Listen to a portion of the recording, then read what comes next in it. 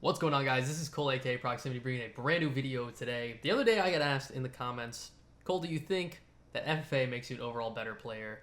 And while I don't know if that's the exact words I would use, I think FFA can help you improve your game a lot. And I'm going to go in here into some FFA and kind of explain that. So hopefully you guys will learn something. Hopefully it'll be helpful. Let's get into it.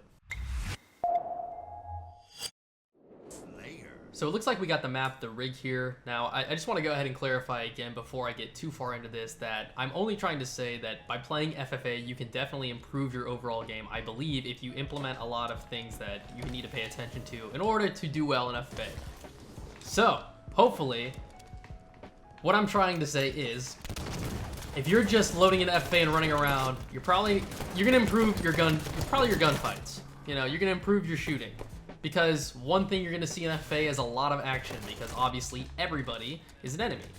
With that being the case, anybody you see is going to shoot at you. Likewise, you should be shooting at them, and that's what it is. So, if you need to improve your shot, FFA is a great place to start. More interactions, more opportunities to get better. Don't jump off the map like me. I only chased that because I wanted to hit 3 perfects in a row, and that was honestly a really stupid play, but we're not going to talk about it. So, yes, if you want to improve your gunfighting, FFA is a great place to start. I think anybody will tell you that just because, like I said, again, very obvious reason. More fights, more chances to improve, more practice. All of the above. You get it. That stuff makes sense. I'm going to drop this scatter for the sniper, I think. Okay. So, FFA will help you with that. But, more so than that, FFA can help teach you some basics of awareness that you will need if you're trying to improve in other team-based game types like 4v4 Slayer, 4v4 Objective, whatever it is, if you're actually trying to use the competitive settings. Even if you want to play doubles with your friend, you will get better. Even if you want to play social game types and just mess around, it doesn't hurt to be better at the game and understand how the game works, which will just help you do better. Even in those games, that doesn't even necessarily mean you're sweating. It just means you're smarter and you understand the game, so you'd make less mistakes. That's a big thing, I'd have to say. Better players make less mistakes on average because they don't do those regularly. So they know where people are. They're not going to go to where people are. That's just a big mistake. Why would you do that? Unless of course they're trying to fight them. But I'm saying if they're weak, good players aren't going to. You know, people are often telling people that they're sweating even when they're not. It's not that. It's just that they're better at the game. They're playing smarter. With all that being said, gave that guy the old 1-2. All right. FFA will help you because in order to get your awareness up, you need to first understand the concept. My awareness in that situation there, I still ended up dying, but I knew that somebody was going to be coming from this direction, yellow corner where I am right now, but I also knew somebody's going to be coming from the inside of the map. Oh my gosh, they're literally all right there. That's crazy. Okay, what you need to first understand in FFA specifically is that pretty much every spawn point on the map is an option, right? So I can spawn out here where I just did, but you know, in 4v4 you'll get that spawn too, because this is a very common spawn. I'm not saying you need to learn all the spawns to get better. I'm saying start paying attention to where you're spawning, because in FFA, everywhere you spawn is another area where an enemy will spawn. Like, that's an option for them. So if you know that you spawned somewhere, like I spawned out there, right? I know possibly here in a second, look at that, somebody's there. Holy shit, it really just happened. You see my point? That's a perfect example. Like, if you know that's an option for a spawn, you know that somebody might be there. So, if I spawn right here where I am right now, and I run here, now I've opened that spawn, and somebody could show up right behind me. So, now what I want you guys to start keeping in mind, pretty much you need to have eyes in the back of your head. What you need to start thinking about is, alright, I'm checking this again, okay? So I just looked over here, but now I'm checking to make sure nobody's coming behind me because I know that's a possibility. So if I'm constantly looking for that, I will pretty often find people coming for me from the predictable areas I know they could come from. So start thinking about your surroundings. Start thinking about your awareness on the map. What are you aware of right now? All right, I see a guy over here. I bet there's a guy E2 as well. So I bet there's a guy here. Look at this. Here he is. That's all just knowledge of like where I know people regularly are gonna be. That's gonna seem obvious to a lot of people, but this is, you know, this is a pretty beginner tip. This is a great way to get a good start on it, is in FFA, because pretty consistently you're gonna be in a pinch.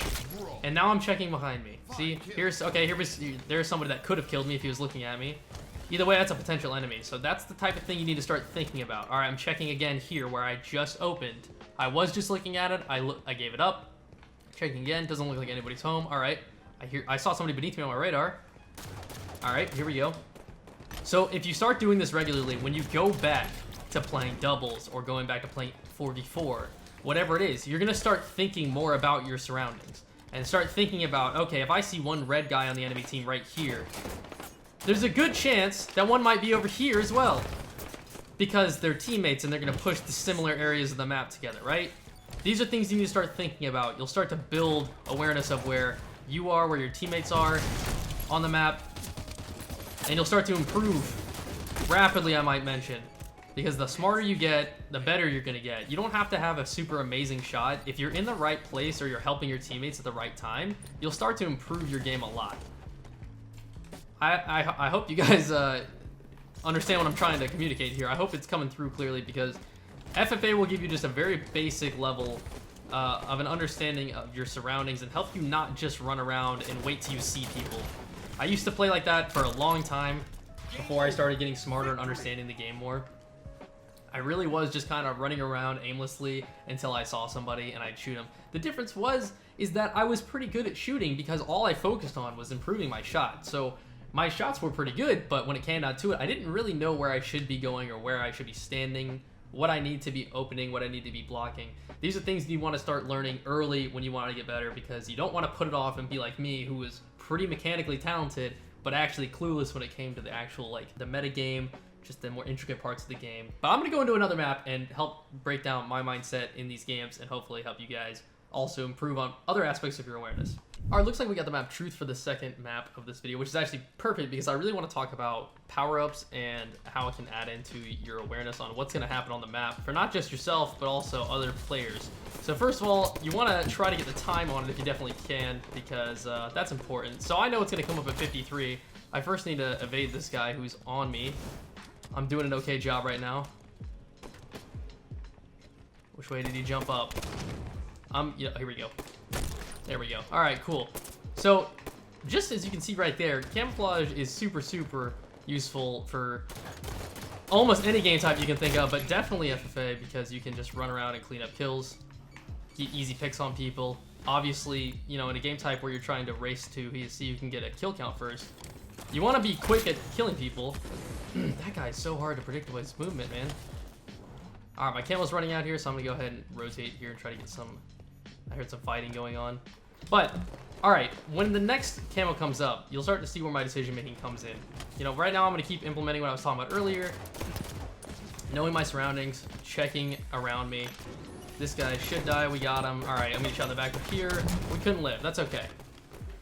Nothing wrong with that, we die in FFA all the time. That's just how it goes. But, all right, let's see where I spawned. All right, bottom blue. All right, it's probably somebody out blue P. I know there's somebody blue car. If this guy doesn't know I'm here, I'm gonna get an easy kill on him. He might run front base. What are you doing? I didn't expect him to just hug the corner the whole time.